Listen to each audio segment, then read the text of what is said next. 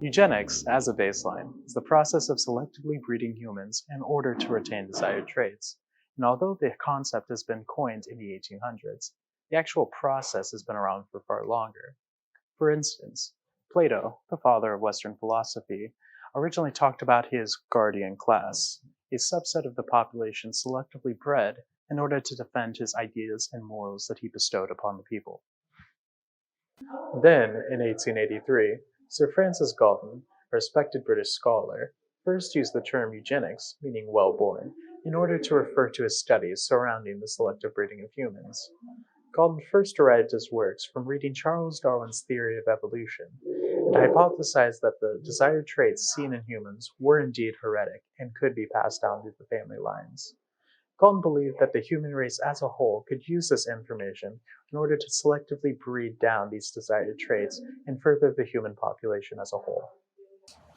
Galton's theory of eugenics caused quite a stir, becoming an academic discipline in colleges and universities, forming organizations to gain the public support, and gaining funding from a variety of backers. The most infamous case of practiced eugenics was Hitler's attempt to build what he called was the superior Aryan race. Hundreds of thousands of minorities and those of Jewish descent were forced into labor camps, euthanasia programs, and were forcefully sterilized. In order to achieve this perfect race he envisioned, Hitler instituted a breeding program known as Lebensborn, or the Fountain of Life in English. During Lebensborn, an estimated 20,000 babies were conceived between blonde-haired, blue-eyed Aryan women and Nazi officers. During these breeding sessions, those selected would never know the father of their child, and 2 weeks postpartum would never see their child again. Eugenics was so influential in the late 19th century that the movement began in the United States, with efforts focusing on weeding out negative or undesirable traits from the gene pool, similar to the rest of the world. The sterilization of the mentally ill, disabled, and specific communities of color were common in order to attain this goal. Those advocating for eugenics in the United States also cited that class and wealth were attributed to genetic fitness, and those in the lower class were genetically inferior, while those in the upper class were genetically superior. This reinforced the racial and class hierarchies in the United States, as those in the genetically superior class range were predominantly white. Women were also often the targets of sterilization, as they were seen as the main cause of inferior children as opposed to men. It was also not uncommon for African American women to be sterilized without their consent during other medical procedures. Oregon has a long history of eugenics, which first started in 1917, when Salem, Oregon passed a bill stating that they could prevent the procreation of anyone they deemed fit. This led in part to the creation of the Oregon Board of Eugenics, which presided over all acts implemented. By the time the bill was officially enacted, around 2,600 Oregonians had been forcefully sterilized, including the mentally ill, criminals, people with epilepsy, and homosexuals. The first bill was introduced in 1907 when Dr. Bethina Owens Adair, a respected member of Oregon's history for her many accomplishments, including being one of the first female doctors in the Pacific Northwest, introduced a eugenics sterilization bill to the Oregon State Legislature. Although this first bill failed, she persisted and later introduced the Owens-Adair Sterilization Bill. This bill later passed in 1909, as Oregon's legislature cited the need to prevent the procreation of confirmed criminals, the mentally insane, idiots, imbeciles, and rapists. This required the superintendents of mental health facilities, as well as prisons, to evaluate the mental health of all those within it in order to find any confirmed criminals. For example, Lorraine Helen Baker gave a public lecture in 1912 titled Human Scrubs to be a Thing of the Past, where she described those who she considered biologically inferior as scrubs, and called for the sterilization of criminals and insane, along with the compulsory medical examination of those applying for marriage licenses. Baker claimed, "We are doing nothing more than Luther Burbank and other naturalists have done with plants, and it is constantly being done with animal stock." She would later go on to publish a book titled Race Improvement or Eugenics, a little book on a great subject, during the same year. In 1913, the legislature again passed a bill compelling the sterilization of the state's mentally ill citizens, which also included those who committed crimes of a sexual nature. It applied to both sexes and did not include rapists convicted by circumstantial evidence, but did allow inmates accused to appeal these decisions. On February 18, 1913, Governor Oswald West passed the bill into law only to be quickly challenged by the Oregon Anti-Sterilization League. Oregon citizens then voted and decided to enact all laws except for the sterilization bill, which they won with a vote of 53,000 to 42,000. After this vote, Oregon state legislatures continued to press for a sterilization law, and in 1917, they passed yet another act calling for the sterilization of all feeble-minded residents of state hospitals and prisons. The reason this bill was able to pass without much notice was due to all the attention being on World War I at the time.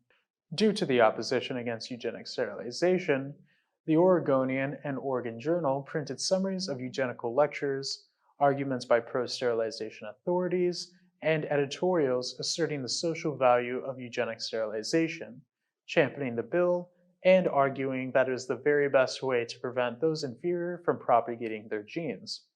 After this, another bill was passed in 1923.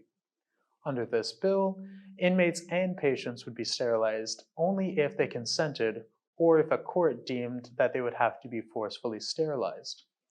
It was then signed into law under Governor Walter Pierce, and the sterilization had once again returned to Oregon. Now, with the hit of the Great Depression, Oregonians had joined other Americans in their increasing concern about the high costs of maintaining state prisons and mental hospitals. Now, in 1935, commentaries on eugenics had become common in the Oregonian and Oregon Journal. The rise of this commentary had started something far worse, as around this time the Nazi Party of Germany had rose to power. Oregon had started taking tips from Nazi Germany and started a far-right reaching program of sterilization. On August 9, 1935, the state leaders at the time hoped to reduce the focus on prisons and charitable institutions by releasing selected criminals and patients. They wanted to sterilize morally degenerate or sexually perverted inmates and patients.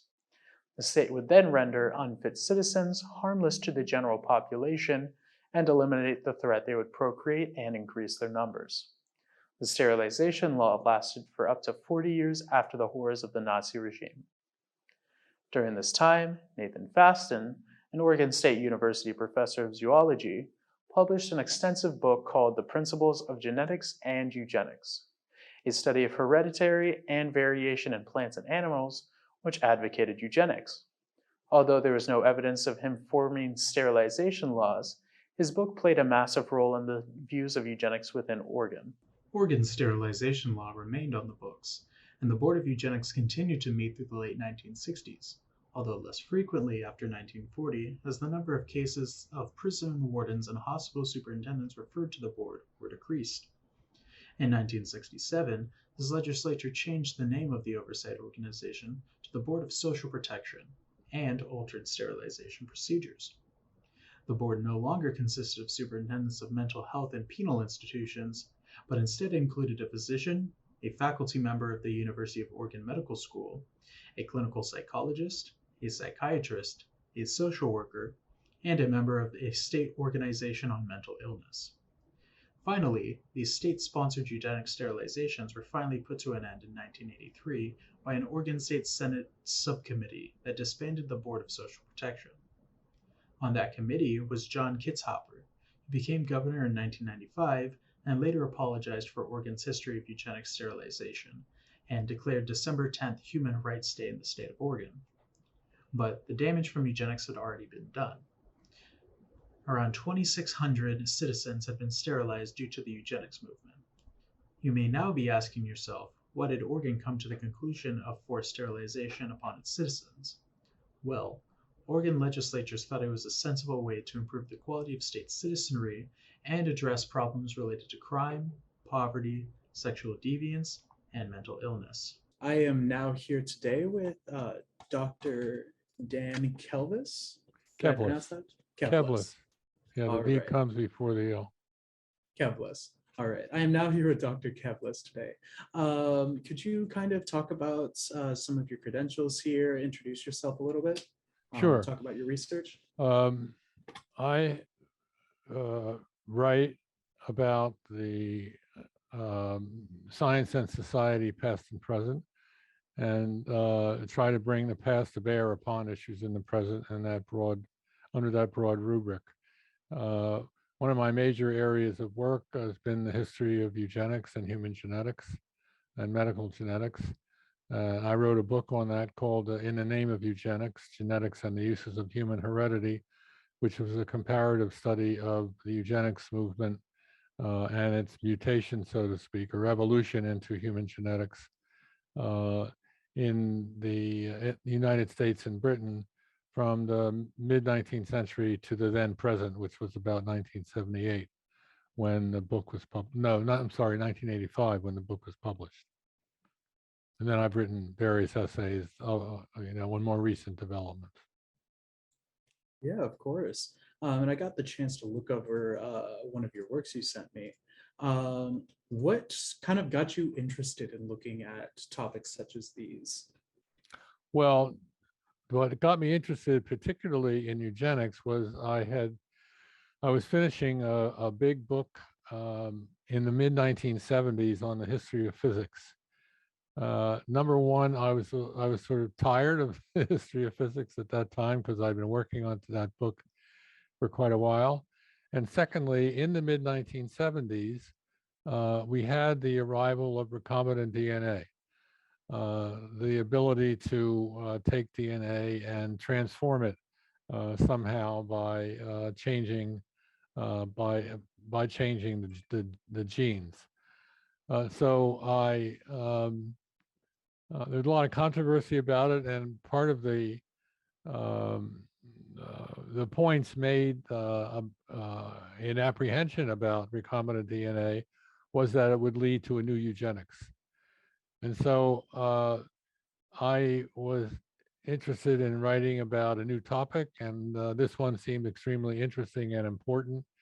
And being a trained historian, I thought, well, the best way for me to do this is to examine its history. So that's how I came to write that book. Gotcha, gotcha. And this segues kind of nicely into another question I had for you.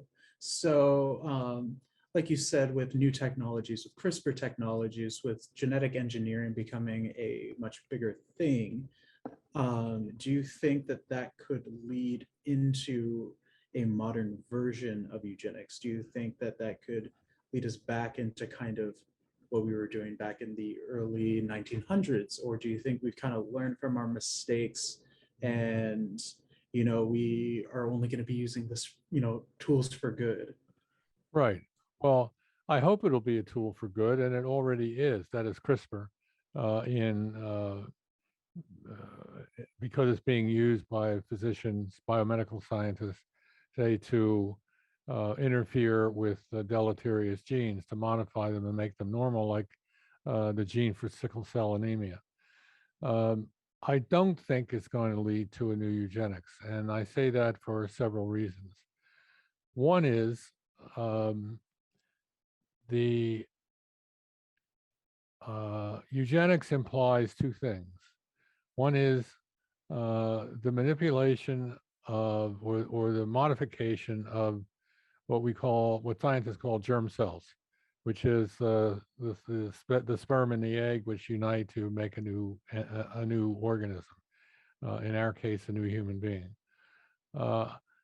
There are a lot of, and the second is, well, I'll talk about the first one. So in order to do that, you can do it voluntarily or you can do it by state action, state coercion.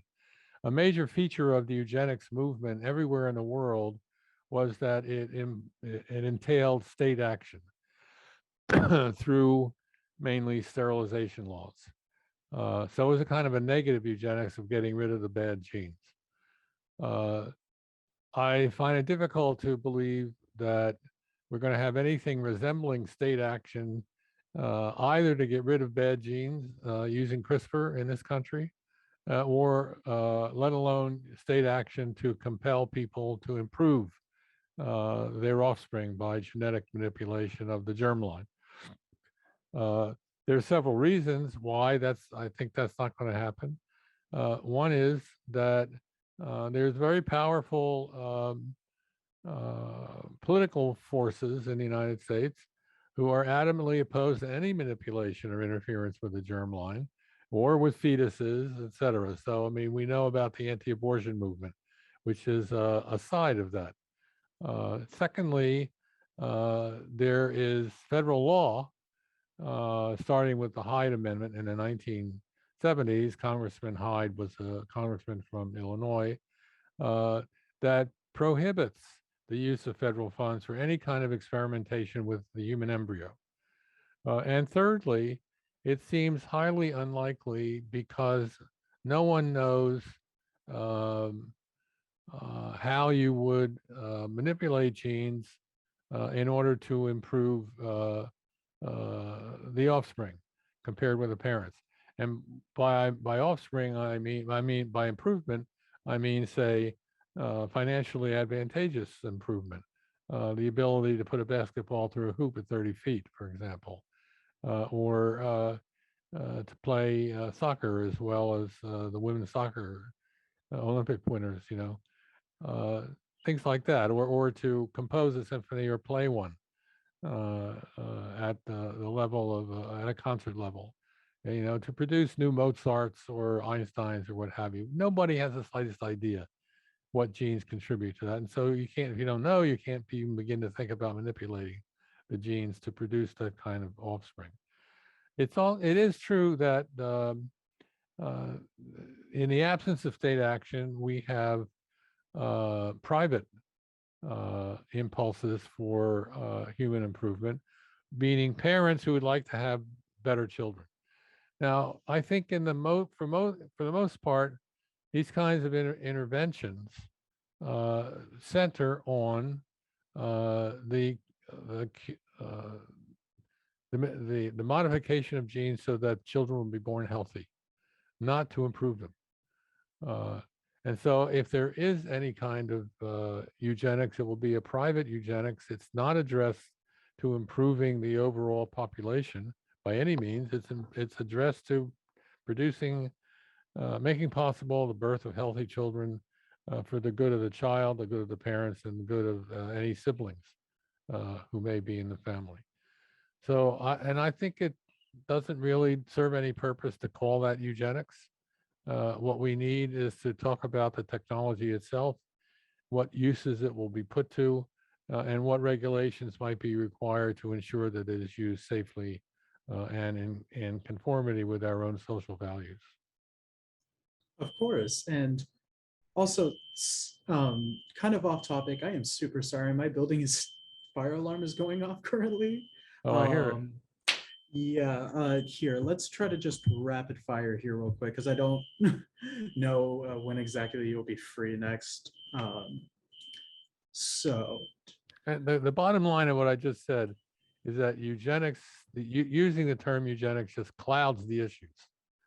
All right, there are real issues in genetic intervention in embryos, uh, and to call anything, just to speak of it in terms of eugenics, distracts attention from the real issues like safety of the embryo, what kind of interventions are legitimate and not, and so on.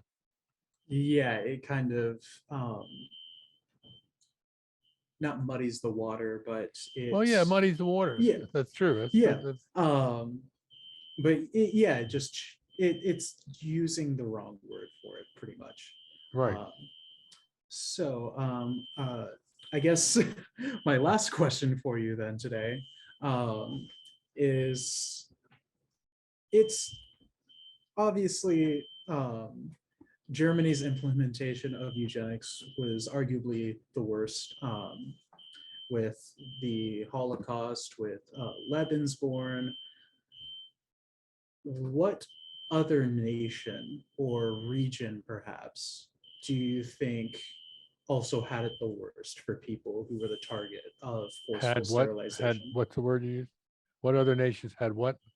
Um, had the worst effect, I guess, on the people that they were targeting, which had the most Oh, negative well, I mean, you don't have to look at effects. a nation, just in California.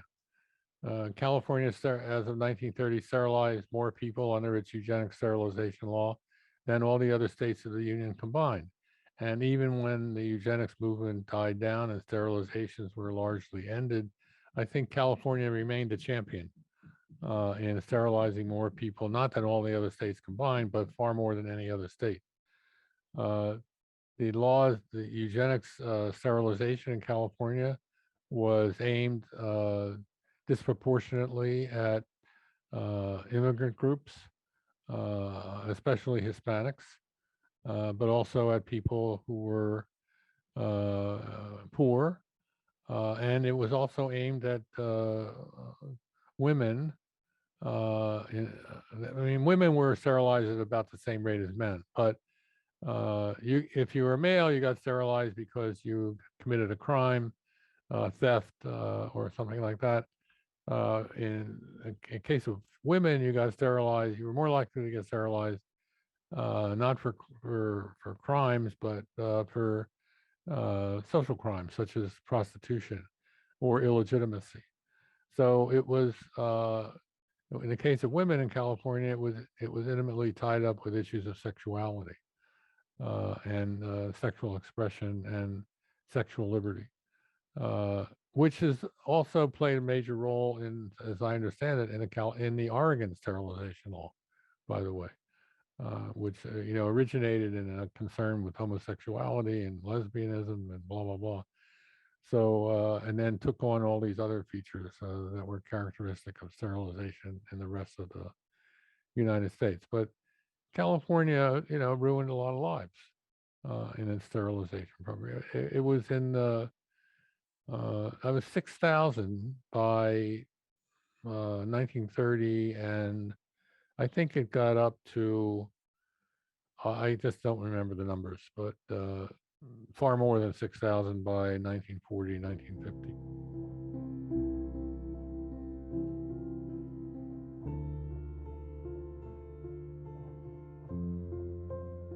Although eugenics was a popular movement during the early 20th century, it's not openly practiced today due to its unethical idealization of racial improvement in plain breeding. Instead, it's more commonly known today as human genetic engineering and has become a new concept through the use of new technologies. Some new practices of this eugenics include embryo selection, pre-implantation diagnosis, and human enhancement through the use of gene therapy.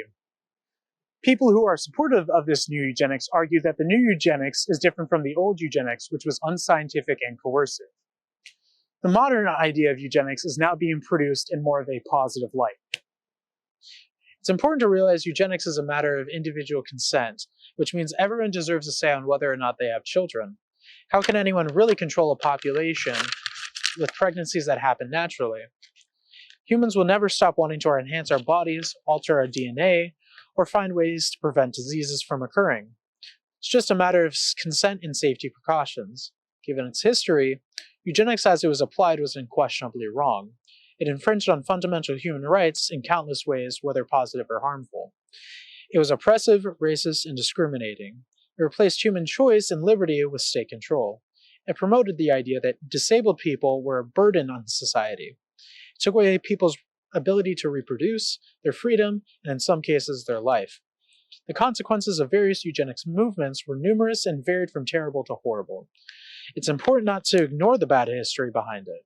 Despite its scientific foundations, new eugenics continues to pursue the same goal as old eugenics, the development of a superior individual. This thinking continues to emphasize the removal of the inferior individual, but its concept is not likely to go away anytime soon.